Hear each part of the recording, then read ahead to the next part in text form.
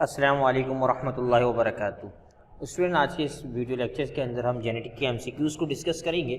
सबसे पहले अगर एमसीक्यूज़ की तरफ अगर नज़र डालें तो फर्स्ट स्टेटमेंट देखें, a chromosome with a very short arm and very long arm is refer to as. आप सब बच्चे जानते हैं कि क्रोमोसोम्स की 4 टाइप्स होती हैं, मेटासेंट्रिक, टीलोसेंट्रिक, एक्रोसेंट्रिक, सब मेटासेंट्रिक। इसकी डेफिनेशन आपको जहन में रखनी है।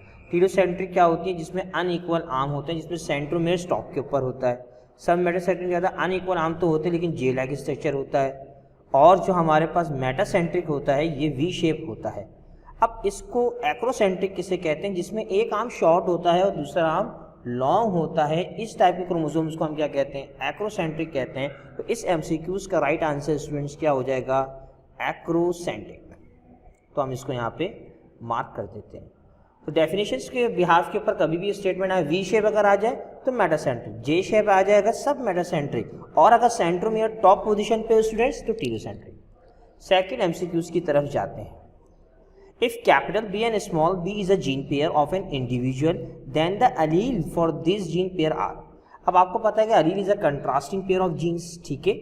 अब इसके अंदर जो अलील्स होंगे, एक कैपिटल बी का अलील होगा और एक स्मॉल बी का होगा। अब देखते हैं कि ऑप्शंस पे अंदर ऐसा ऑप्शन मौजूद है जिसमें कैपिटल बी और स्मॉल बी मौजूद है। Yes sir, option number D के अंदर राइट आंसर हमें मिल रहा है, जिसके अंदर आपको अलील के पेयर जो कंट्रास्टिंग पेयर है वो नजर आ रहे हैं। स्मॉल बी और कैपिटल बी की सूरत में भी हो सकते हैं और capital B and small B की सूरत के अंदर भी हो सकते हैं। तो राइट आंसर स्टूडेंट इस एमसीक्यूज का डी हो जाएगा।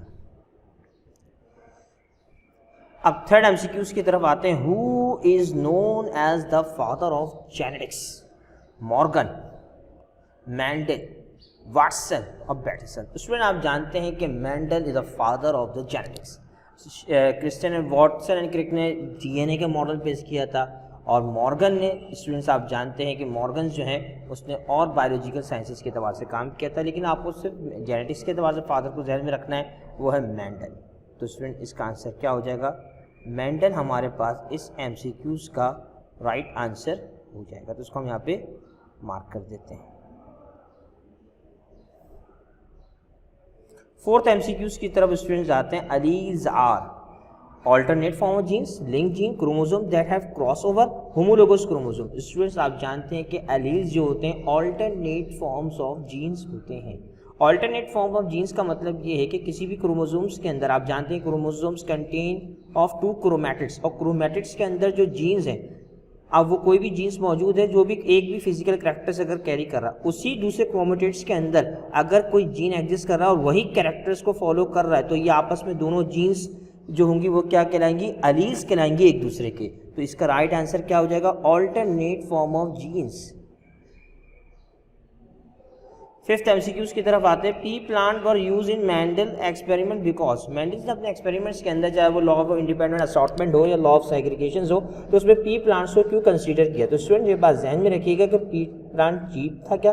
कंट्रास्टिंग करेक्टर थे उसके अंदर, या अवेलेबल ईजी? चीप तो वैसे हो भी नहीं सकता क्योंकि आप जानते हैं कि मटर 80 रुपये किलो है, तो चीप तो उसको किसी सूरत में नहीं ले सकते। अवेलेबल ईजी भी नहीं हो सकता ये प्लांट। तो इसके रीजंस क्या था कि मेंडल्स ने जेनेटिक्स के अंदर पी प्लांट्स को इसलिए कंसीडर किया कि उसके अंदर कंट्रास्टिंग करैक्टर्स मौजूद थे। तो इस एमसीक्यूज का राइट आंसर बी ऑप्शन होगा, दे हैड कंट्रास्टिंग करैक्टर्स। अब एमसीक्यूज नंबर 6 की तरफ जाते हैं। Which of the following statement is true regarding the law of segregation? अब स्टेटमेंट पढ़ते हैं ऑप्शन वाइज। ए ऑप्शन में क्या लिखा? Law of segregation, law of the purity of genes, बिल्कुल right. Law of segregation the law of purity of gene, ये बात बिल्कुल सही है। Allele separated from each other during gametogenesis, बिल्कुल सही। जब हम सर क्रॉसिंग कर रहे थे तो हमने गैमेट्स बनाए थे, जीनोटाइप्स पहले बनाए, जीनोटाइप से गैमेट्स बनाते थे। सेग्रीगेशंस जब इसकी परफॉर्म की थी, ठीक है भाई। Segregation of factors during segregation of hormone chromosomes during meiosis. Sir ये तो सारे ऑप्शन जो हैं सही लग रहे हैं, ट्रू लग रहे हैं regarding the law of segregation. तो इस एमसीक्यूज का राइट आंसर क्या हो जाएगा? All of the above. अब स्टूडेंट्स एमसीक्यूज नंबर 7 की तरफ जाते हैं हम। Homozygosity and heterozygosity of individual can be determined. अगर किसी भी स्पीसीज के अंदर आप देखना चाहते हैं कि उसके अंदर होमोजाइग, जैसे आप लोगों ने एक अगर पी प्लांट्स के अंदर एक शॉर्ट प्लांट लिया और एक टॉल प्लांट लिया और उसके अंदर आपने क्रॉस किया, तो उसमें आप देखना चाहते हैं कि कौन सा जो है वो डोमिनेंट कैरेक्टर है और कौन सा जो है रिसेसिव कैरेक्टर्स है, तो इसके लिए आपको क्या मेथड अप्लाई करना पड़ेगा, आपको इसके लिए टेस्ट क्रॉस करना पड़ेगा। तो इस एमसीक्यूज का राइट आंसर क्या हो जाएगा, test cross.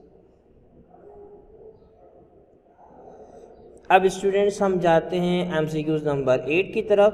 The genotypic ratio of a monohybrid cross. पहले तो आपको ये ध्यान में रखना पड़ेगा सर ये मोनोहाइब्रिड क्रॉस का मतलब क्या है। मोनोहाइब्रिड क्रॉस का मतलब है कि एक कैरेक्टर्स को आप क्रॉस करा रहे हैं, ठीक है, मोनोहाइब्रिड क्रॉस। इसके साथ अगर आपको टर्मिनोलॉजी समझ में आएगी, क्योंकि आपको different quality of single characters, जो भी सिंगल कैरेक्टर्स को अगर आप क्रॉस करते हैं उससे हम मोनोहाइब्रिड क्रॉस करते हैं। और मोनोहाइब्रिड क्रॉस के अंदर जो जीनोटाइपिक रेशियो होता है वो 3:1 होता है, और अगर आपने डाईहाइब्रिड क्रॉस किया था उसमें 9:3:1 होता है। तो आपके कोर्स में से मोनोहाइब्रिड और डाईहाइब्रिड क्रॉस के हवाले से एमसीक्यूज आ सकते हैं। अगर मोनोहाइब्रिड क्रॉस के एतबार से जीनोटाइपिक रेशियो आ जाए 3:1 है, और अगर डाईहाइब्रिड क्रॉस का जीनोटाइपिक रेशियो अगर पूछा जाए तो इसका राइट आंसर 9:3:3:1 इसका राइट आंसर होगा। तो एमसीक्यूज नंबर 8 के अंदर जो मोनोहाइब्रिड क्रॉस का जीनोटाइपिक रेशियो पूछा है तो इसका राइट आंसर स्टूडेंट हम क्या देंगे, बी हमारे पास राइट आंसर हो जाएगा।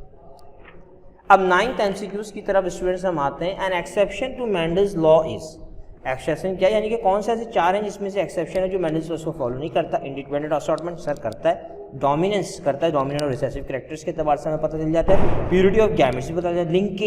लिंकेज एक्सेप्शन है मेंडल्स की। लिंकेज आप जानते हैं कि किसी भी एक ही सेम क्रोमोसोम्स के अंदर जीन्स की अगर ट्रांसफर्स होती हैं तो उससे हम लिंकेज कहते हैं। तो ये तो प्रोसेस मेंडल्स लॉज के अंदर नहीं होता क्योंकि उसके अंदर सेग्रीगेशंस होती हैं।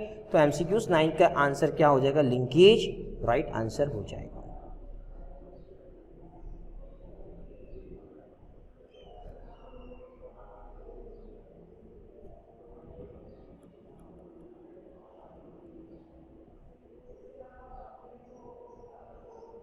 अब 10th एमसीक्यूज के बाद tendency of an offspring to resemble its parent is known है। सबसे आसान सवाल, किसी के अंदर क्योंकि अगर आप देखते हैं कि ऑफस्प्रिंग के अंदर पेरेंट्स के कैरेक्टर्स आते हैं वो किस बिहाफ के ऊपर आते हैं, जीन्स की वजह से, डीएनए की वजह से, न्यूक्लियस की वजह से, इनहेरिटेंस की वजह, रिजेंबलेंस की वजह से, वेरिएशंस की वजह से।